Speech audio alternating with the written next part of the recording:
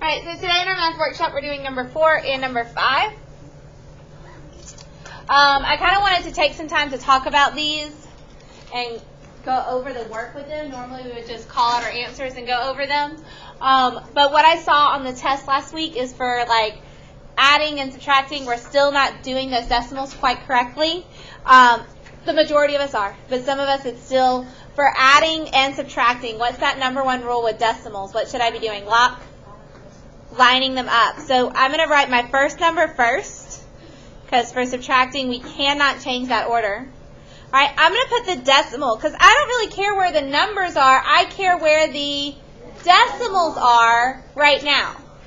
All right, once we get it all set up, then we can worry about numbers. But for right now, I only care about the decimals. So there we go. My decimals are in a straight line. On this second number, in front of the decimal, I have a 6. Behind the decimal, I have 6, 7, 2. So I'm just going to write 6, 7, 2. All right, and we're subtracting. Now, before I subtract, now I want to check out those numbers. Are my numbers lined up here? Almost. What am I missing? Some zeros. So these numbers aren't lined up because they don't have anything above them. We put our zeros. Now we have everything in a nice, neat line. Can I do 0 minus 2? No. Can I borrow from 0? No. Can I borrow from 7? Yes. Yes. So I take 1 away from 7. It becomes 6. The 1 that I took away, I just put in front of the next number. All right. Now can I borrow from 10? When I borrow from 10, it becomes 9. The 1 I took away just goes in front of that next number. All right. Do I need to pass it on any further? No. No. So now I'm done. 10 minus 2 is? 8. 9 minus 7? 2. 6 minus 6? 0. Which we have to write in. 2 minus 6?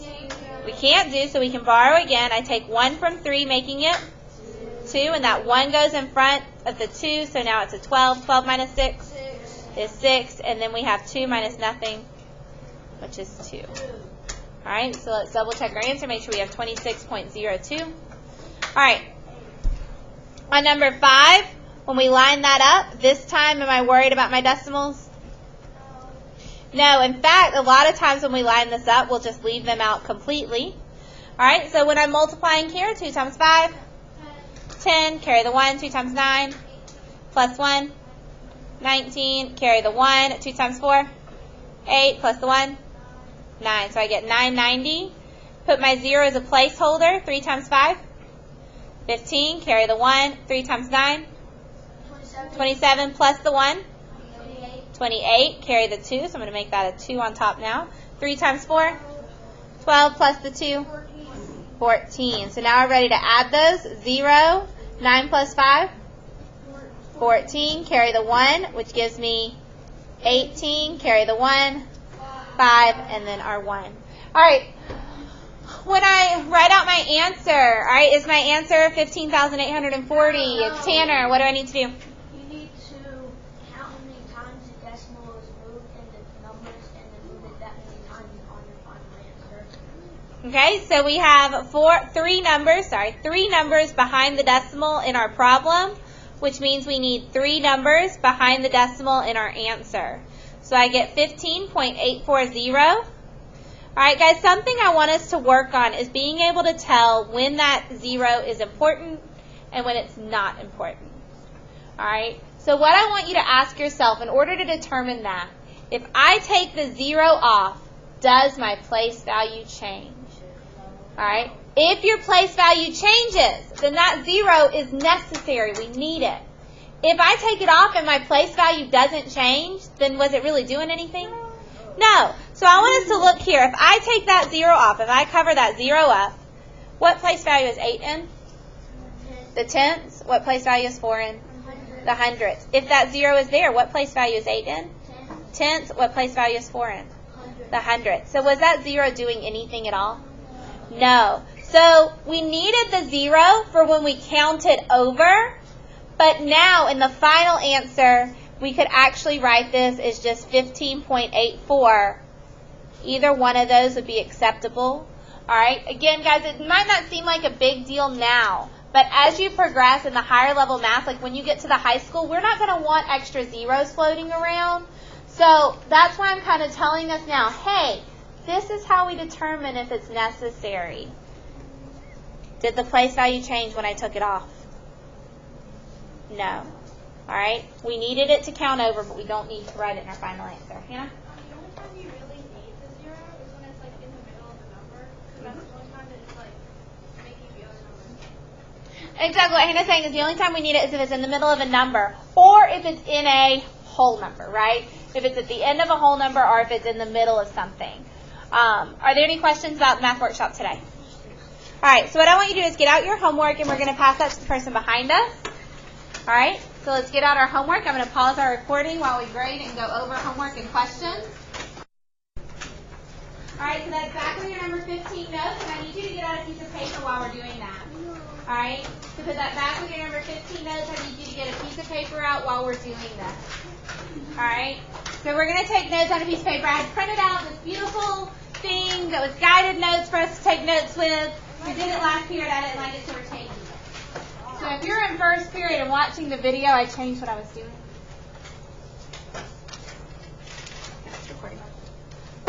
All right. So we should be getting out a piece of paper. I'm getting a piece of paper. You're getting a piece of paper. We're all getting a piece of paper. Because I'm fixing to get going on these notes. It's going to be fast and furious. Not really. All right. But I do want us to be ready.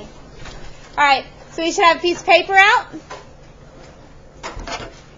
We're going to number this. Today is number 16. Please make sure we write our name. All right. Remember, where I'm writing name, you actually write your name. You don't have to write name. Okay. Today is the 18th. 18. Okay, 9/18, 2018. All right, our goal today, we're going to be adding and subtracting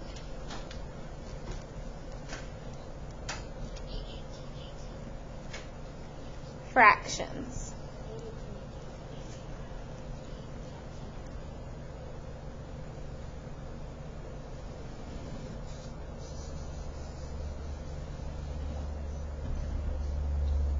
Adding and subtracting fractions. So let me give you a moment to get your paper set up.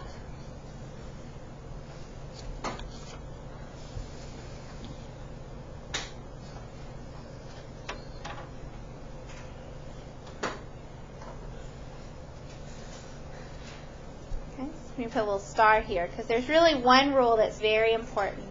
When you're adding and subtracting fractions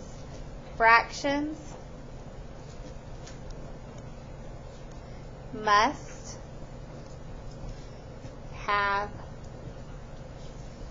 the same denominator.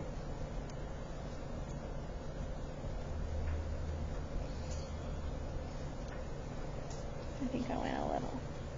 Fractions, that should have an S. Fractions must have the same denominator. So whatever you're adding or subtracting, the denominator has to match. And if it doesn't match, we'll talk about how to fix that.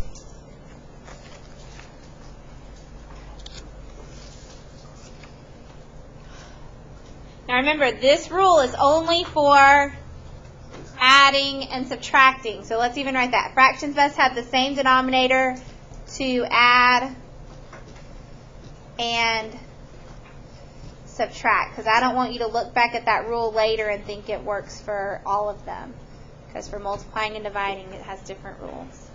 The fractions must have the same denominator to add and subtract. Okay? Yes, sir. I can learn this a little of this from step 3. Yeah, this should be some review. Some of this should be review. We're just going to go over it one more time. All right, we're just going to go straight into examples again because this should be review. We're going to go straight into some examples. I'm going to make the first one really easy. So we're going to do 3/8. 3/8 minus 1/8. 3/8 minus 1/8.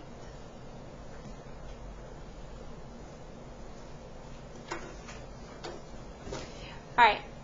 Our number one rule says fractions must have the same denominator. Do these two fractions have the same denominator? Yes. All right, guys, depending on who your teacher is, so like Miss Donahue and I were even talking yesterday afternoon, she likes to do her adding and subtracting vertically. All right, for fractions, I like going horizontally because it makes it easy to see, are my bottom numbers the same? All right, at that point, it's going to be up to you. All right, I will do my work consistently in this form. All right, if you know that you like for our work to match, this is the form I'm going to be using.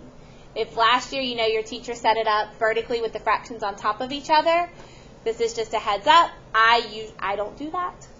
All right, if you want to do that, please make sure I check it and look at your work before you leave today so I can make sure it's set up correctly, okay? All right, so these two do have the same denominator, which means we're ready to subtract. So on the top it says 3 minus 1. Raise your hand if you can tell me, what is 3 minus 1? Look. 2. So I'm going to put an equal sign. I get 2 on the top. Now, guys, I was so worried about those denominators being the same. Am I going to do anything to that denominator? No. That denominator is just going to stay exactly like it was. So I get 2 8s. All right. What's wrong with 2 8s, Dylan? I need to simplify. What number can go into 2 and into 8? 2. So we're going to divide them both by 2. 2 divided by 2 is 1, and 8 divided by 2 is 4. So I actually end up with 1/4. Okay. That one was a little too easy, right? Yes. Okay, let's do another one. Number 2. Let's say I have 2/3 plus 2/9. So on this problem, I can see those top numbers match, but is that what I care about? No, my bottom numbers have to match. Do my bottom numbers match right now, Luke?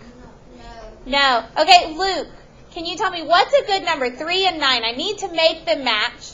All right, now this is the opposite. When I'm making stuff simplify, I'm using division. I'm not simplifying one fraction here, am I? No, I'm wanting to make them match. I'm actually going to be using multiplication. So think matching means multiply. Matching, multiply. Matching, multiply. Okay. So when I look down here at the bottom, to make them match, is there something I can multiply with to make them match? Alexandra?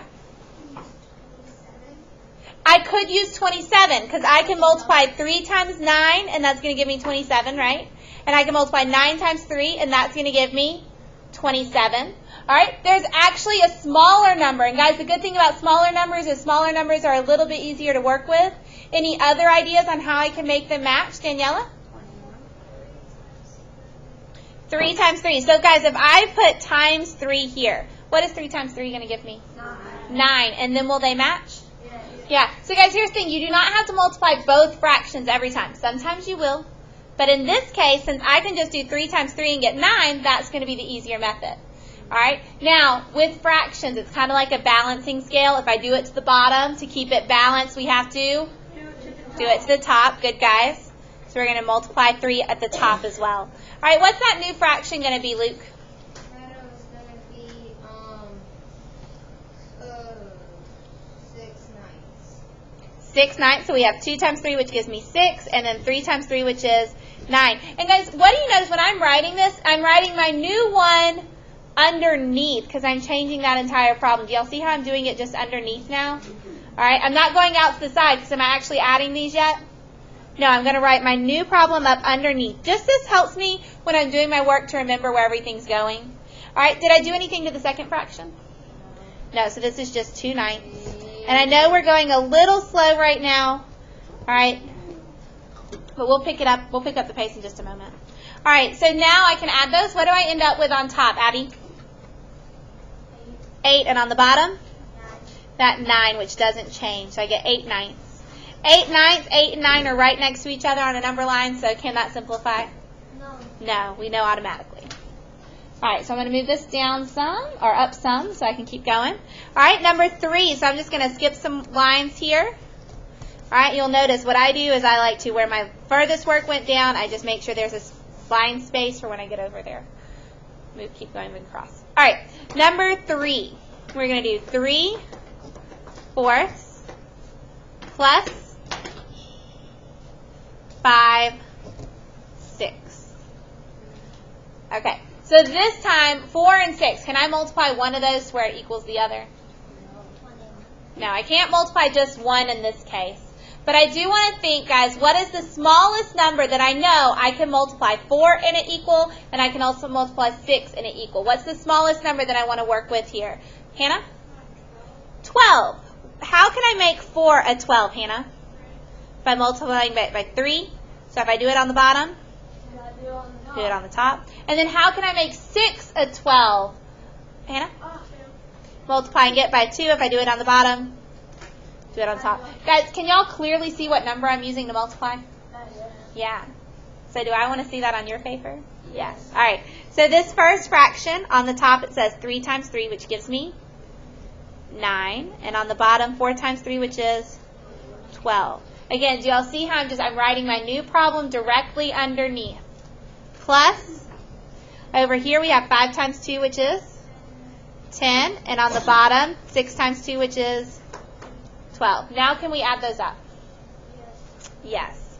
So when I add those up, I get 9 plus 10, which is 19. What do I get on the bottom here?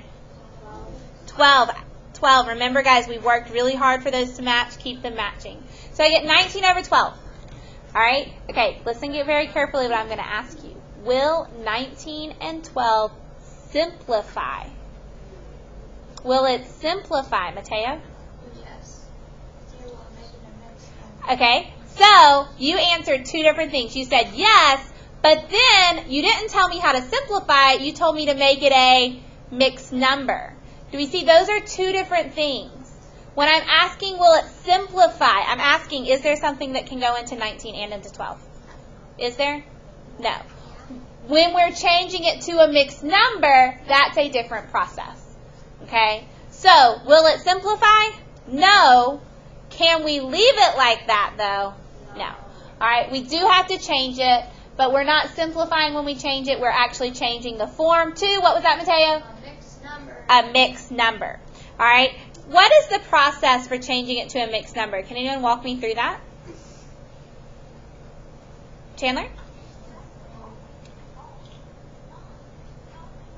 All right, let's make sure our device is off, please. Hey, Chandler, please keep going. 19 goes from 1 time, so I do 1, and you have 7 left over, so I do 7 12s. Excellent. So Chandler said 12 will go into 19 one whole time, and he said we'll have 7 left over, so that gives us a 7, and then 12 is still my denominator. All right? If we have trouble doing that in our head, if you're like, whoa, what all did you just do? Then we can go over to the side, or I can just do it right here because we have some space today. I can just do 12 at the door and 19 in the house. How many times does 12 go into 19? Once. 1 times 12 is 12. When I subtract, I get 7. Guys, there's my remainder. What do I do with my remainder if we're talking about fractions? We put it on the top, and then the number at the door, which is also my denominator, goes on the bottom. So that's where that came from. If you need a little bit more guidance. All right, let's look at number 14. I'm sorry, number 4. Number 4. All right. For number 4, sorry, I just realized that was still kind of in the way. For number 4, we're going to do the problem 8 and 1/5. So look at how I'm writing that whole number before you write yours on your paper.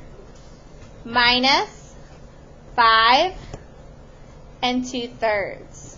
All right, because remember, if I'm writing my fractions large, I need to make sure that those whole numbers are really large. Okay, so I'm going to give you a minute to make sure you get that copied and fixed. All right, Taylor, make sure we get number 4. Okay. All right, so this time my denominators say 5 and 3. What, like 5 and 3, what's going to be a good denominator to get 5 and 3 to match with? What's a good denominator for 5 and 3? Logan? 15. Is there anything else? Like 5 times 3 is 15. Is there anything else 5 and 3 can go into? No, so we're going to have to do 15. To make 5 15, we multiply by 3. And then if I do it on the bottom, do it on top.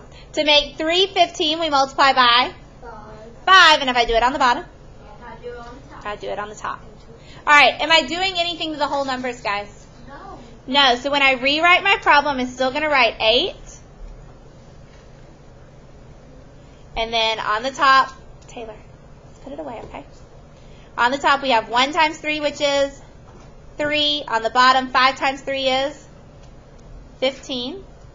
Minus, keep my 5. That whole number is really important.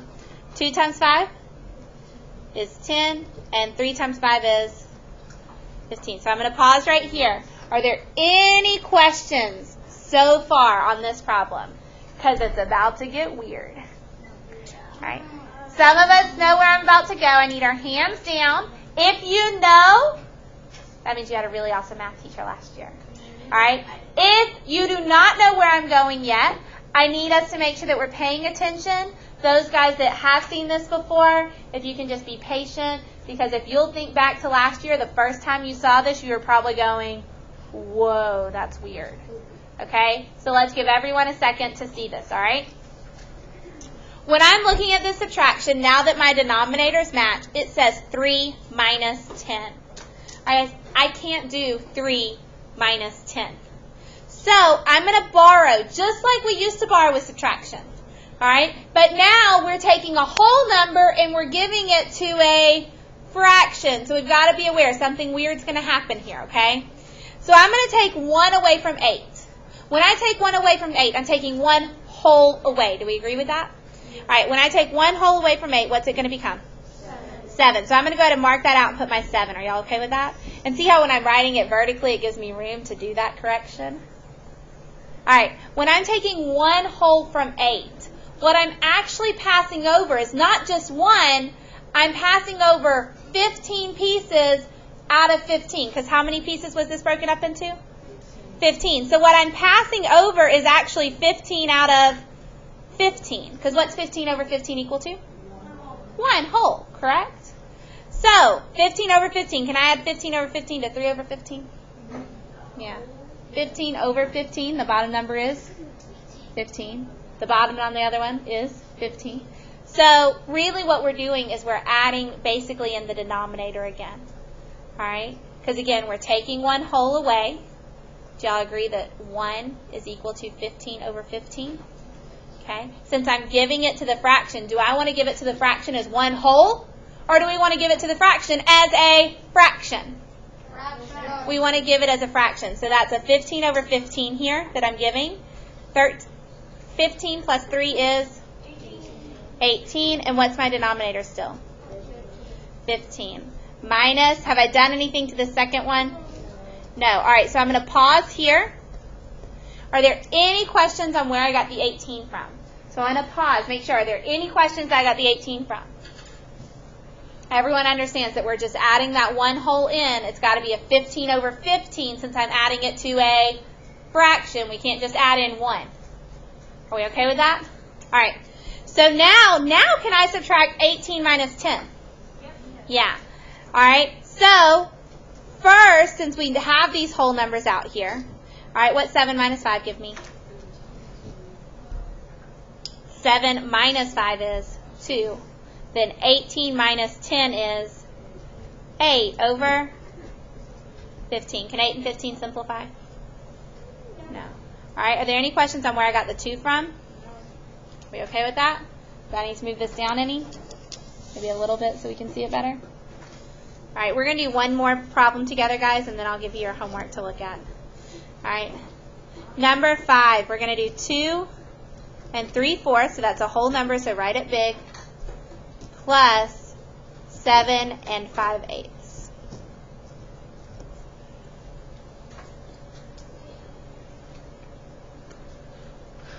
All right. Can I add those the way they are right now? Can I add those? No. What would be a good denominator for these two? What would be a good denominator? Someone new. Taylor, what would be a good denominator for 4 and 8? 8. Because to make 4 and 8, I just need to multiply it by 2. And if I do it to the bottom, we're going to do it to the top. Okay. So here we have our 2 is not going away. I'm going to keep that whole number on the top. 3 times 2 is 6. 4 times 2 is 8. Plus, am I doing anything to the second one? No. So we just have 7 and 5/8 still. All right. Let's add these up. So my whole numbers, let's look at those first. 2 plus 7 is 9. All right, on my fraction, 6 plus 5? 11 over 8. That is a really funky looking fraction. 9 and 11/8. It's like improper and mixed all in one thing. It's like a really, really mixed up fraction. It's confused, all right? So let's help it out, all right? Let's kind of focus right now. I want to focus on just 11 over 8 for a moment, okay? 11 over 8. Can I make that a mixed number? Yes. All right. Guys, this is something that you'll be able to do in your head, all right? If you want to write it out, I want us to write it in our notes on your homework. If you can do it in your head, I'm okay with that, all right? But for our notes, I do want to write out 11 over 8. What would that be as a mixed number? Locke? 1 and 3/8, because 8 goes into 11 one whole time with 3 left over. So I get 1 and 3/8. So we agree 11 over 8 is the same as 1 and 3/8. Do y'all see how now I have 2 whole numbers?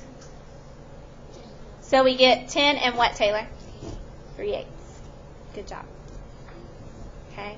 So this time when I'm adding, if I add and I get like a funky looking mixed number, it's because I've got to make that weird improper fraction a for real mixed number and put them together. Are there questions on where I got the 10 from? Oh, y'all can't see that. I didn't move it down. I'm sorry. There we go. So do y'all see how I put my 9 and my 1 together from that to get 10 and 3/8? All right, guys. Are there any questions on those? No. All right. I'm going to stop our video, and then I'm going to pass out our homework.